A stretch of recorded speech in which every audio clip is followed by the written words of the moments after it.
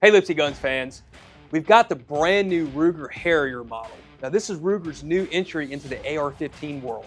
Ruger's made the AR-556 for a long time. It was a great rifle, but they wanted to do some improvements. They took a lot of consumer feedback and said, hey, let's modernize the AR-556. So now we've got the new Harrier model.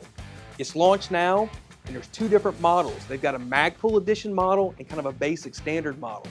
Now, Jacob and I took these guns out and helped Ruger with their jury testing. That's where they go and they send guns out to different people in the industry to really run these through the ringer. And we shot 1,000 rounds through these guns. I'll tell you what, I was really impressed. They did a nice job with these. Jacob, you did most of the shooting. Tell them a little bit about some of the different ammo we tried and some of the results we had. Yeah, so they all shot great. So we shot brass, steel, full metal jacket, and even some soft points to this, and many different types of ammunition, and all were very consistent ejection patterns, consistent accuracy, very smooth shooting, and I've shot a lot of ARs in my life, and this is up there with many of them.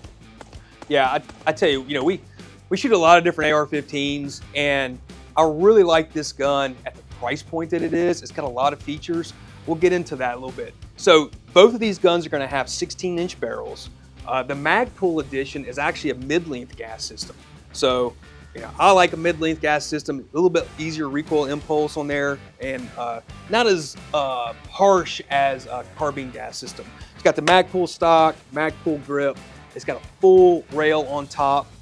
The standard model has kind of basic A2 style furniture, has an interrupted rail. So you've got just a little bit of pick back here and on the front, but on the top, it's clean. So if you're gonna mount a bigger objective scope, you can get it down where it'll fit there. And this gun has a carbine length gas system. They both have 8-inch twist barrels, so you can shoot pretty much anything that will fit in an AR-15 size magazine should function fine out of these. The one thing I like about the 8-inch twist guns is that it does work well with the lighter bullet weights too. It seems to be kind of the best overall. Jacob, you've shot a lot of varmints, bullets through a lot of your ARs and stuff, and I think your experience has been pretty good with the 8-inch twist as well.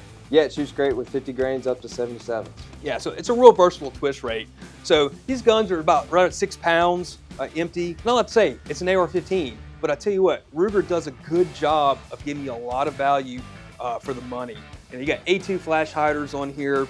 The safety selectors are 90 degrees. But one thing I did like what they did though is they actually put the fire at a 45 degree. So if you do use a 45 degree aftermarket safety lever, it'll actually line up. So kind of nice little deal there.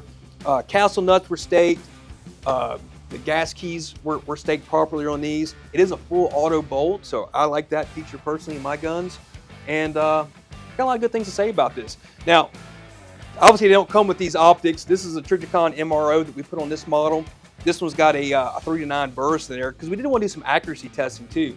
But Jacob, you shot this scoped rifle a good bit, and I shot mostly the optic one. What were your results? Yeah, I was shooting the Black Hills match ammunition. I was getting just under an inch groupings at about 100 yards. So yeah, I mean, for a basic GI triggered 16-inch AR, that's pretty good results. With full metal jacket ammunition, you're probably not going to get under an inch with it, but it just depends. I find with 5.56s especially, you kind of have to play around with it. There's so much variety in ammunition out there. But if you're really trying to shoot for groups, Black Hills match ammo works great. Federal Gold Medal match is a good one, and the Hornady match stuff.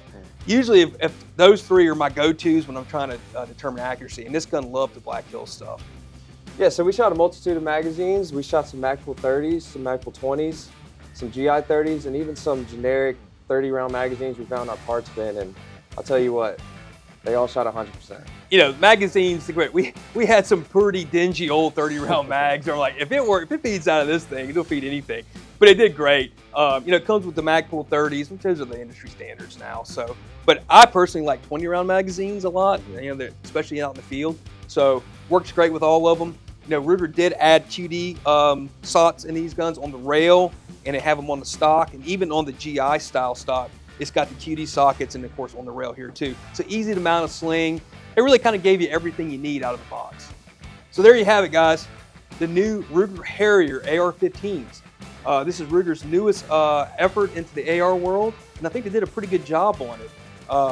these will be available, and I'm sure they'll have other variants in the future, but these are kind of the standards, and go out and check them out.